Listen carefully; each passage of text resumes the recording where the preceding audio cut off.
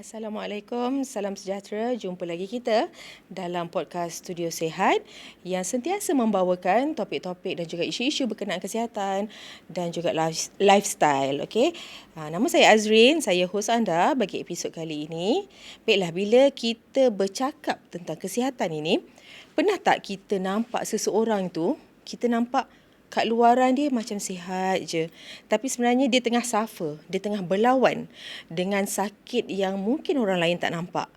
Jadi hari ini kita nak dengar kisah Puan Alina, seorang bekas guru yang diuji dengan penyakit lemah otot ataupun myasthenia gravis ataupun kita panggil MG.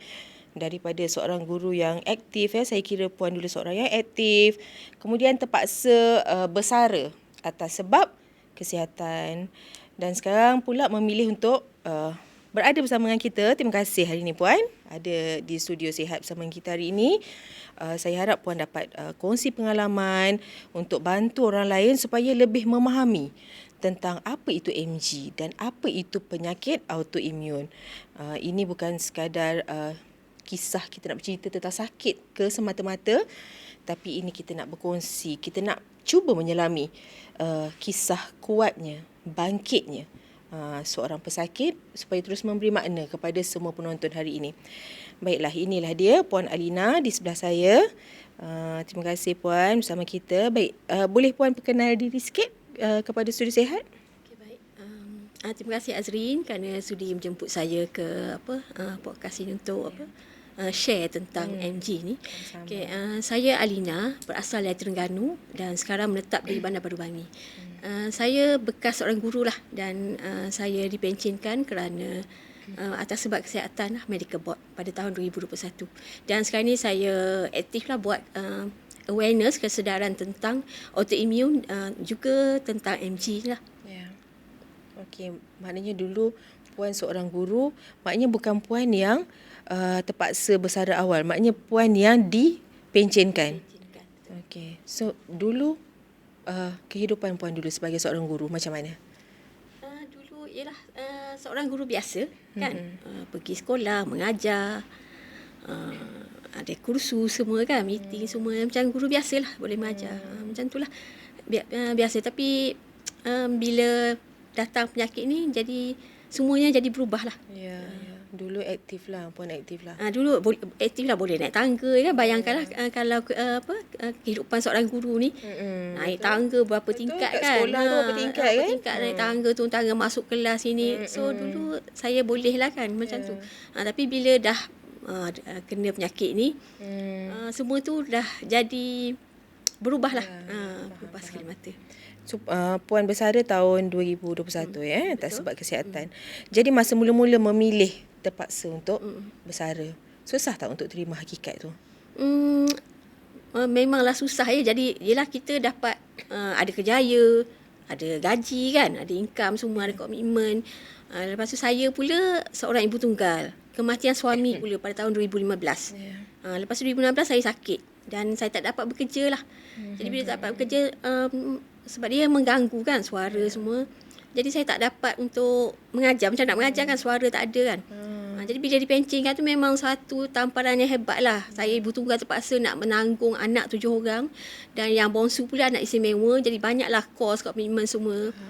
Namun terpaksa lah dipensionkan. Sebab memang saya dah tidak mampu kerja lagi lah masa tu. Jadi daripada seorang guru, sekarang ni Puan Alina aktif buat program-program kesedaran berkenaan apa itu MG, SLE, autoimun. Jadi apa yang Puan rasa, apa yang membuatkan Puan, okey aku kena buat benda ni. Aku kena share, aku kena spread semua ni, awareness ni pada semua. Apa yang terdetik masa tu? Jadi sebab autoimun ni masyarakat kita tak faham. Ramai yang tak faham, ramai anggap bila datang autoimun ni ramai macam cakap kami ni mengada, buat-buat sakit, malas, cuma stres. Dan penyakit autoimun ni dia diagnosis dia lambat. Macam saya pun ambil masa nak tahu MG tu daripada tahun 2010, 2016 baru dapat tahu. Itu pun keadaan dah teruk. dah perlukan ni. Maknanya peringkat awal tu tak dapat tahu. Jadi itulah sebabnya saya terpanggil untuk berkongsi kesedaran tentang MG ni supaya lebih ramai faham melalui simptom-simptom awal tu.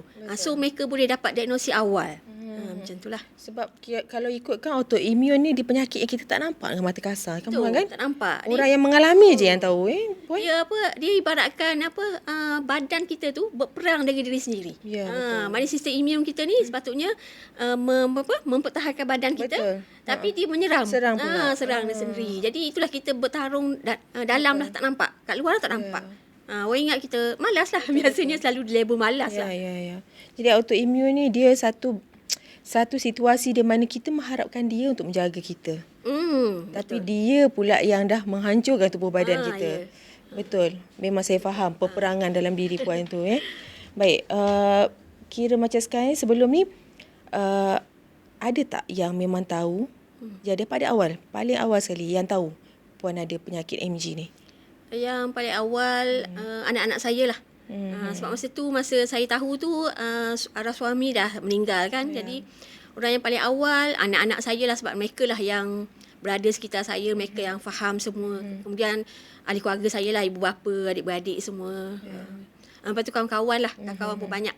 Banyak yang ni lah bila saya tahu penyakit ni. Ya. Okay, maknanya masa mula-mula dapat kan Puan first kali. Masa tu Puan tak tahu lagi Puan ada sakit ni. Apa yang jadi dengan Puan? Mula-mula tu dia letih. Letih. Kaki tu rasa macam pakai kasut batu.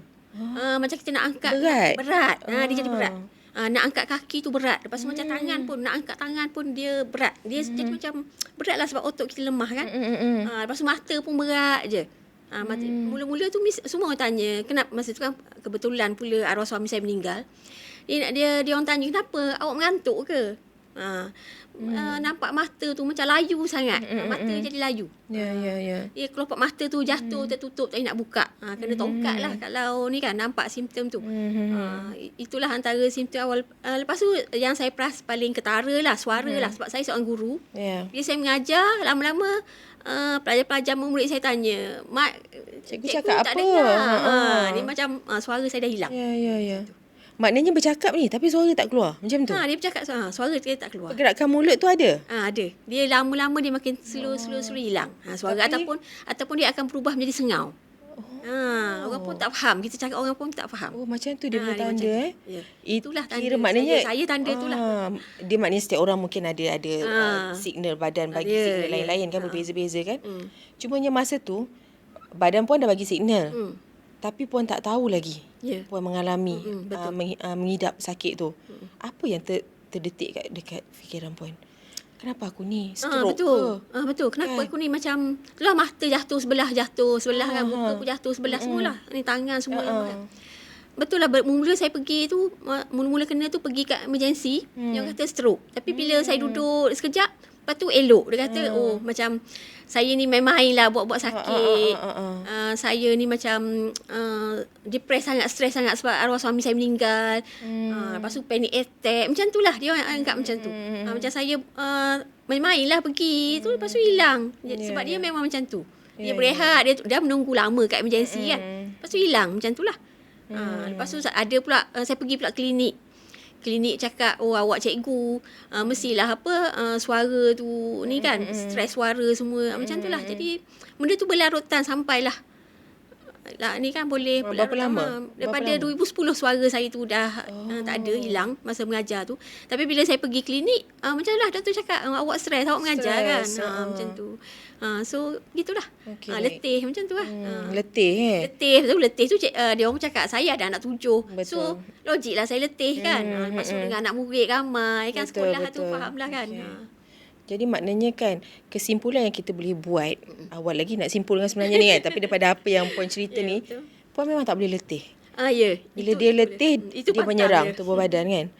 Tapi dalam keadaan Puan yang kematian suami, perlu menghadapi kehilangan tu, dan perlu menyusun balik jadual, menguruskan anak-anak seramai 7 orang, mungkin Puan akan kena juga penat tu kan. Betul.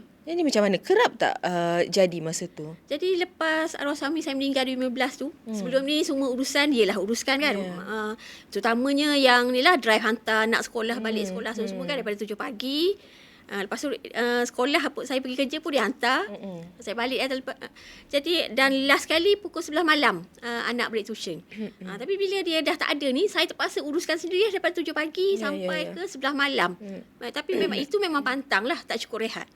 Bila cukup rehat ni badan saya akan mulalah otot saya makin rehat ni kan. Tak cukup rehat, jadi makin lemah dan akhirnya saya collapse, jatuh lah dekat sekolah tu. Oh, ada juga collapse Masa jatuh dekat sekolah tu ada cedera mana-mana tak? Tak ada cedera. Saya jadi macam dia macam sawan macam tu lah, rupa dia jatuh tu kan. Saya pengsan semua kan, depan murid-murid semua. Jadi ambulans datang masa tu, terus bawa ke emergency. Jadi macam-macam diagnose tu. Mula kata sawan tapi bukan pula. Lepas tu kata autoimmune MS, multiple sclerosis. Lepas tu bukan juga. Macam-macam makan masa lah nak diagnose tu. Bukan mudah lah nak diagnose MG ni dan autoimmune terutamanya. Maknanya tanda-tanda tu Puan mengalami autoimmune ni daripada 2010 kan? Ya. 2010 untuk MG tu. Maknanya 2015 masih lagi belum diagnose Oh, lama kan? So, 2016 tu saya dah rebah dah tu barulah dapat tahu tu pun beberapa bulan lah untuk dapat diagnose tu. Okey. Sebelum doktor diagnose dengan penyakit MG ni, ada tak orang sekeliling masa tu perasan perubahan dekat Puan? Dia perasan macam tu lah. Kawan cakap mengantuk, kau tak cukup tidur ni, cukup rehat ni. Lepas tu dia kata macam, yelah macam saya macam duduk, badan lemah kan sebab semua rasa berat tau, badan berat. Jadi ada juga cakap macam, yelah letih sangat, malas. Saya pun juga, malas ni kurang bersenam. Macam tu lah. Jadi maknanya selepas 6 tahun daripada tanda-tanda yang dialami tubuh badan tu dah mula tunjukkan tanda-tanda yang maknanya tindak, macam mana dia kata Puan, tanda-tanda yang negatif lah maknanya kan kat badan Puan kan. So 6 tahun lepas maknanya doktor diagnose penyakit Puan dalam keadaan Puan dikira baru kehilangan lah orang kata. So macam mana Puan menerima ni? Penyakit ni rasanya jarang juga kita dengar ni Puan kan? Jarang. Dia termasuk dalam penyakit jarang jumpa. Memang tak ramai lah. Kat Malaysia pun tak ramai kan. Kita adalah kumpulan. Jadi bila kementerian suami, lepas tu saya ada anak yang istimewa juga kan dengan penyakit kronik juga. Jadi lepas tu dengan keadaan saya juga badannya lemah semua, memang dengan post trauma sebab arwah suami meninggal tiba-tiba heart attack kan. Jadi memang dia bercampur lah masa tu kan. Faham. Jadi macam masa tu pun pergi klinik hospital pun doktor pun cakap stres, saya depres, saya post traumatik macam tu lah. Tapi bila doktor sebut je myasthenia gravis. Bila sebut je. Macam mana? Apa reaksi pertama Puan masa tu? Myasthenia gravis, apa tu? Macam tu lah tu kan. Saya tak pernah dengar. Jadi saya pun start lah Google semua, cari semua kan. Dan tak banyak lah dekat Malaysia ni dalam bahasa Melayu semuanya, dalam bahasa Inggeris semua kan. Dan saya bacalah pengalaman daripada pesakit-pesakit dekat luar negara lah kebanyakannya. Tak ada kat Malaysia ni. Jadi saya tanya doktor macam mana semua kan. Itulah first time saya dengar perkataan myasthenia gravis pada 9/5/2016. Masa tu dengar dalam keadaan tak faham pun apa itu. Tak faham, tak tahu apa benda. Jadi bila tengok Google semua tu, takutnya sebab kan dia di effect ada yang jadi tak boleh bernafas semua kan, krisis tu. Jadi mata macam tu lah. Tapi bila tengok komuniti mereka tu, rasa ni lah. Komuniti dia besar. Komuniti dia banyak, komuniti ada kat UK, US, yang tu inilah. Kalau kat Malaysia sendiri tak ramai lah. Tapi saya berjaya lah kumpulkan. Mungkin sebab penyakit ni penyakit yang rare kot kan. Memang rare. Okey, masa mula-mula dapat tahu sakit ni, dia cakap je berkaitan dengan lemah otot apa semua, takut tak Puan? Sebab yelah kita otot ni kita nak pakai lama kan, nak angkat barang kan, nak dukung anak kan. Betul. Macam mana Jadi masa bila tu? lemah otot tu memang semua lemah lah, daripada mata sampai ke kaki. Ya. Macam benda-benda yang simple-simple, nak gosok gigi pun tak boleh, sikat rambut pun tak boleh. Otot dia, tangan ni tak boleh angkat melebihi paras bahu ni. Macam kita nak jemur baju, macam rutin-rutin harian biasa tu. Memang jadi agak sukar lah. Walaupun benda tu macam dia biasa je kan. Yalah. Gosok gigi Gosok yelah, gigi benda pun, simple, nak pakai baju. Betul. Maknanya nak menguruskan diri sendiri pun tak boleh masa tu. Sukar bila doktor sebut lemah otot tu. Dan memang masa tu bila doktor tanya tanda-tanda tu baru saya faham. Memang saya ada lah tanda-tanda tu. Bila macam pegang barang jatuh, jalan pun tiba macam kaki saya jadi lembik. Sebenarnya saya tak perasan kan bila dah sahkan tu barulah faham. Okey. Balik daripada hospital, lepas doktor bagi tahu, first kali yang puan bagi tahu, puan share dengan siapa masa tu? Anak lah. Sebab masa tu saya ada anak-anak je lah. Anak dah besar dah masa tu, dia Anak faham lah kot. Yang sulung tu umur dalam 19. So dialah menggantikan ibu Dialah masa ganti. tu, Dialah ganti tempat ayahnya. Dia sampai terpaksa berhentilah belajar. Masa tu dia belajar diploma dalam bidang sains sukan. Jadi dia berhentilah belajar. Untuk dia berkorban lah untuk saya dan adik-adik. Pengorbanan seorang anak kepada ibu dia. Lepas pada kematian ayahnya, ibu pula sakit. Maknanya apa yang perkara paling berat sekali puan nak terima waktu tu? Lah, saya rasa ini mungkin salah satunya lah. Anak tu terpaksa berhenti belajar, uruskan adik-adik. Lepas tu yang berat sebab anak saya kecil tu, dia anak istimewa. Lepas tu dia ada penyakit jantung berlubang, paru-paru kronik. Yang kecil tu? Yang kecil tu dia ada usus sempit, salur kecil sempit, dan dia juga anak Down syndrome sebenarnya. Jadi itulah yang paling saya, kalau saya tak ada ni, macam mana anak saya tu? Dah lah ayah tak ada. Jadi itulah saya macam kena kuat. Saya kena kuat, saya mesti inilah, mesti sihat lah. Saya nak sihat semula. Macam tu, itu je harapan saya masa tu. Ya. Kadang-kadang kita sebenarnya kan nampak macam, kalau saya tengok sendiri puan sekarang, saya rasa puan sihat je. Ya, betul. Tapi sebenarnya puan tengah struggle dalaman. Kita tak tahu kan? Tahu, betul. Yelah, salah satu cabaran penyakit macam ni lah. Orang nampak kita macam biasa, tak ada apa, nampak sihat. Tapi sebenarnya dalam badan kita, Tuhan je yang tahu macam mana. Tengah berperang. Tengah berperang dengan imun sendiri. Betul. Itulah dia. Pernah tak orang kata, okey je, nampak tak sakit pun? Pernah.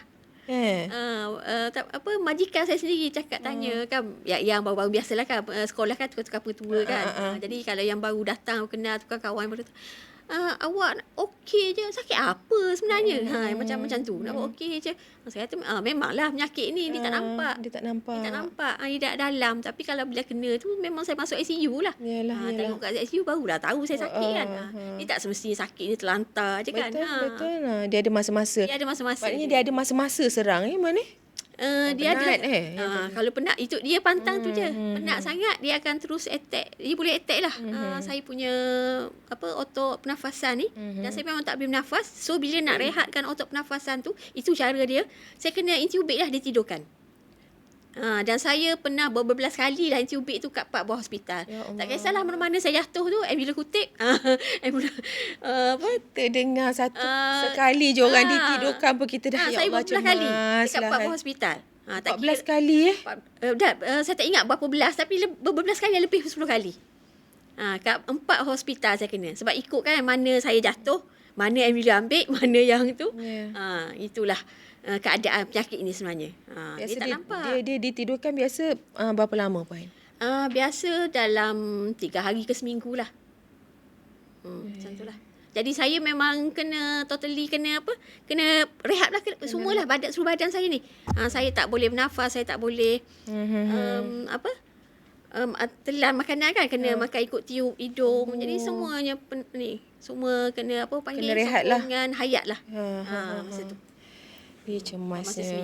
Banyak kali pula tu. Ya, banyak kali. Kan, kalau sekali tu okeylah Jadi maknanya kan Puan, kalau dulu, apa benda yang dulu Puan selalu buat setiap hari, macam gini kan.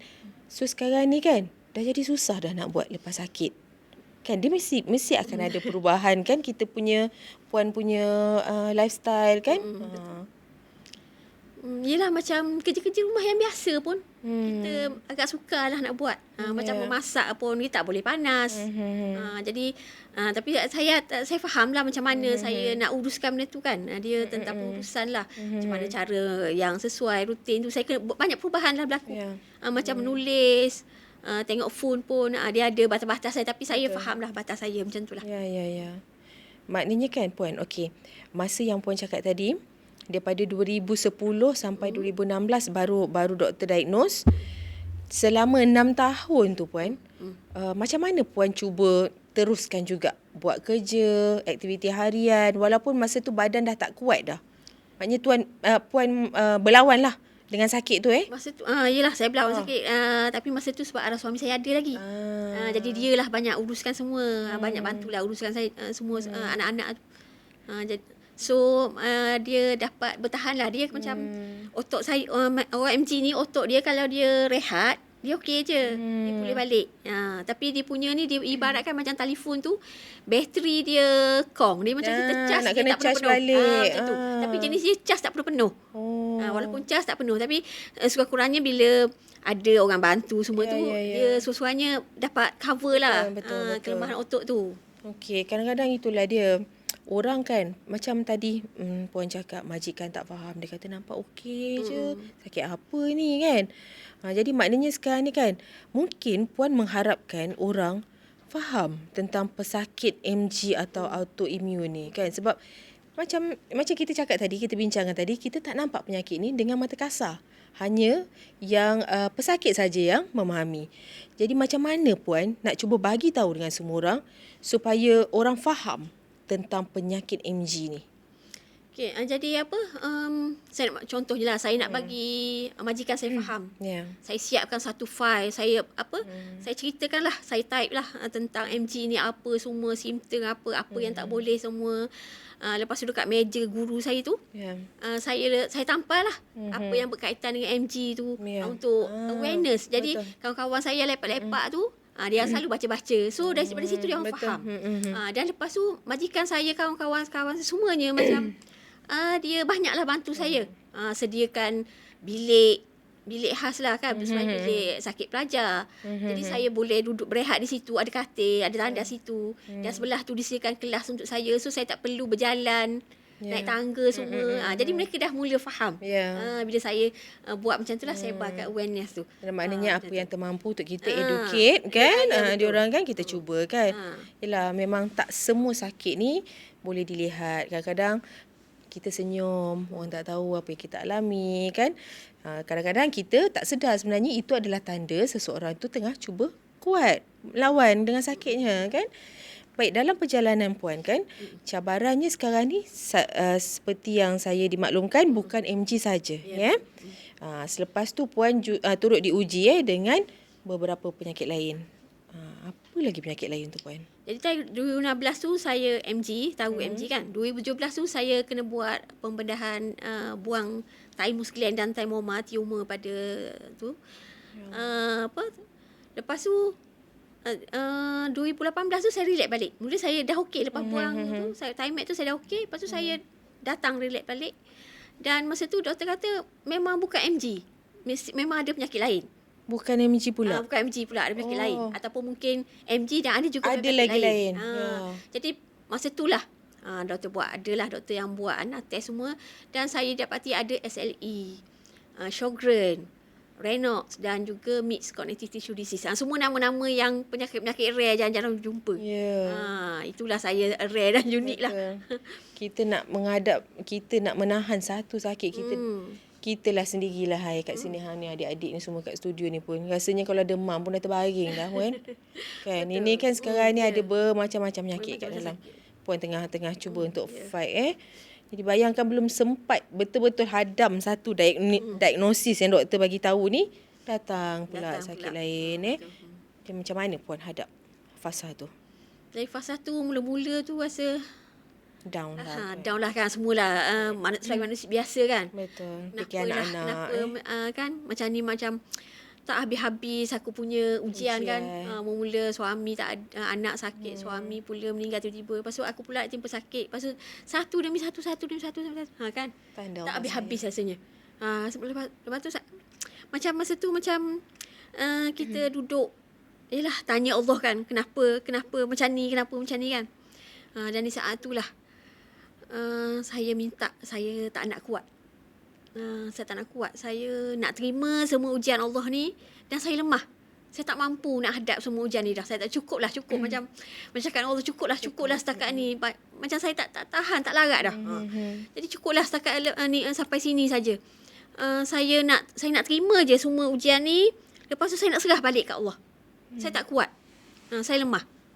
Dan saya mintalah Allah uruskan semua. Saya tak mampu dah. Jadi di saat itulah Tuhan empowering saya.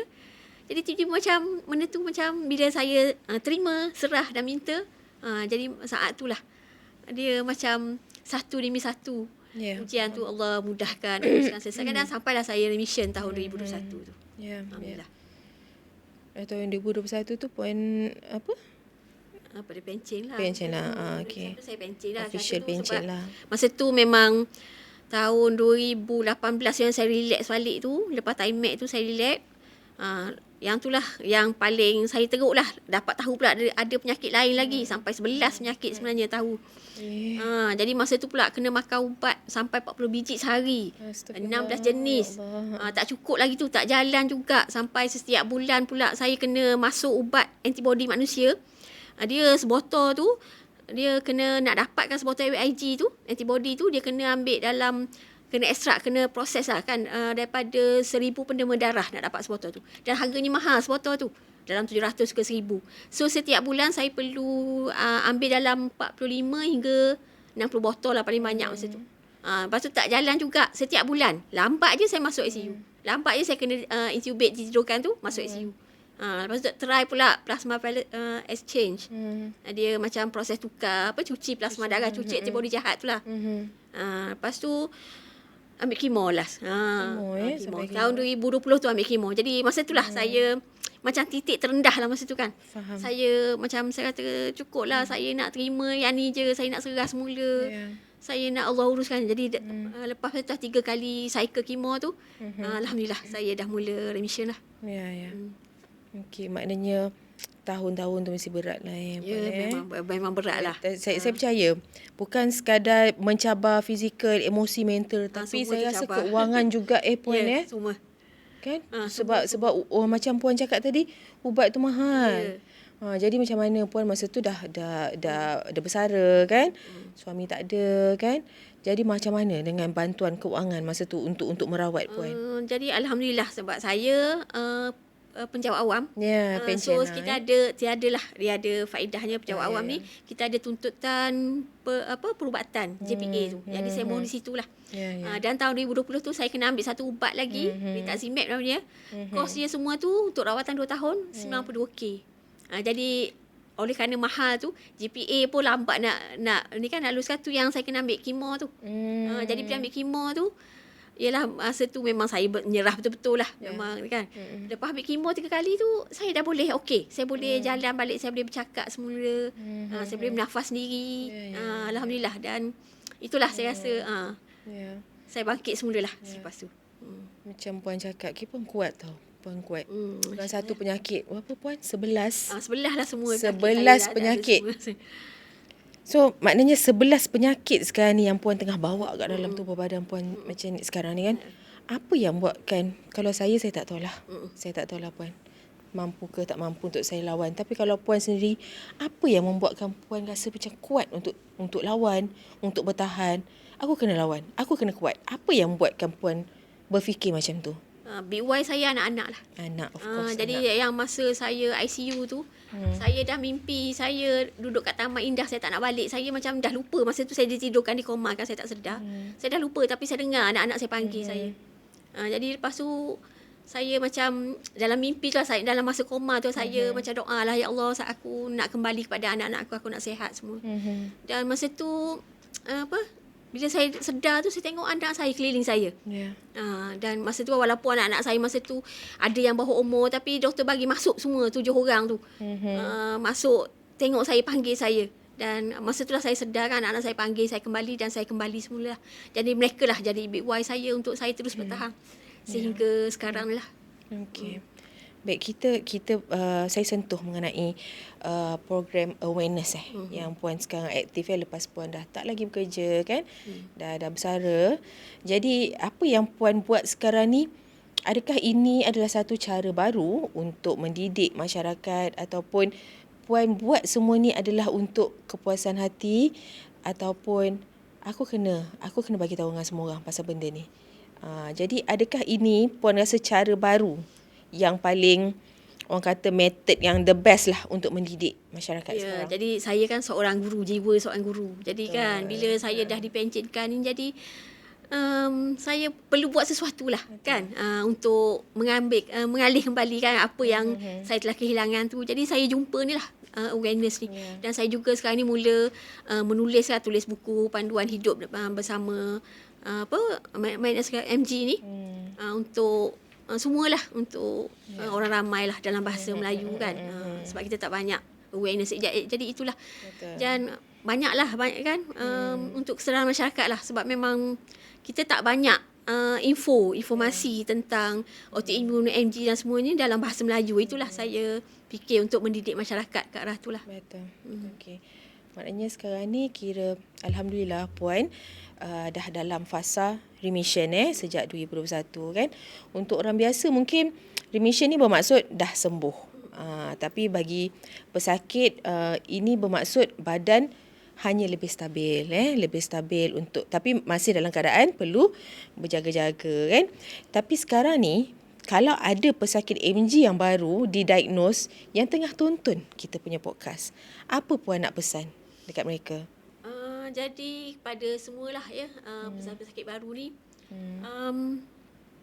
cepat-cepatlah rawatan. Ramai yang takut nak mulakan rawatan. Jadi mulakan rawatan, ikut nasihat doktor, jangan takut nak makan ubat. Memanglah ubat banyak, terutamanya steroid. Betul. Dan berlaku perubahan pada tubuh badan semua. Dan macam-macam lagi lah rawatan lain. So ikut je, follow je doktor kita tu. Dan cubalah satu-satu ubat tu sampailah remission lah, stabil semua. Jadi dari segi awareness pula kan, dan juga ni maknanya kepada ahli keluarga dan juga semua orang apa yang mereka perlu faham? Apa yang mereka perlu faham, apa yang mereka perlu tahu tentang MG dan juga autoimmune ni? Jadi secara mudahnya, macam family kena faham, MG ni lemah otot bila digunakan dan pulih semula bila direhatkan. So janganlah marah kalau ada anak-anak kata rehat, tak nak masak. Sebab kita memang orang MG ni tak boleh kena panas, tak boleh letih. So jadi janganlah labelkan mereka tu sebagai pemalas kan. Itu je lah. Family kena faham yang tu. Cuba baca kan. Banyakkan membaca apa itu penyakit MG, autoimmune kat dalam Malaysia ni. Baiklah, sebenarnya kisah Puan Alina ni kita rasa macam sedar. Ada satu yang macam menyentuh hati saya. Betapa kuatnya Puan Alina membawa 11 penyakit kat dalam badan dia sekarang, menjaga 7 orang anak tanpa suami, dan juga anak yang bongsu turut mengidap penyakit yang sama, malah ada lagi lemah jantung, autoimmune juga maknanya anak istimewa. Jadi kita doakan kepada Puan Alina supaya terus bangkit, terus kuat, terus melawan semua ujian ini. Tanda Allah, maknanya Puan Alina adalah orang yang terpilih, diuji oleh Allah Subhanahu Wa Taala ya. Terima kasih Puan kerana sudi berkongsi kisah yang sangat bermakna ni. Semoga perkongsian ni memberi kekuatan kepada pesakit lain dan membuka minda kita, membuka mata kita semua untuk lebih memahami yang penyakit MG atau Myasthenia Gravis, SLE dan autoimmune ya. Baiklah, untuk penonton Studio Sihat, jangan lupa untuk terus subscribe YouTube Studio Sihat. Ikuti kami untuk lebih banyak perkongsian kesihatan bersama doktor, pakar dan pejuang penyakit sebenar. Jumpa lagi dalam episod seterusnya. Assalamualaikum. Bye.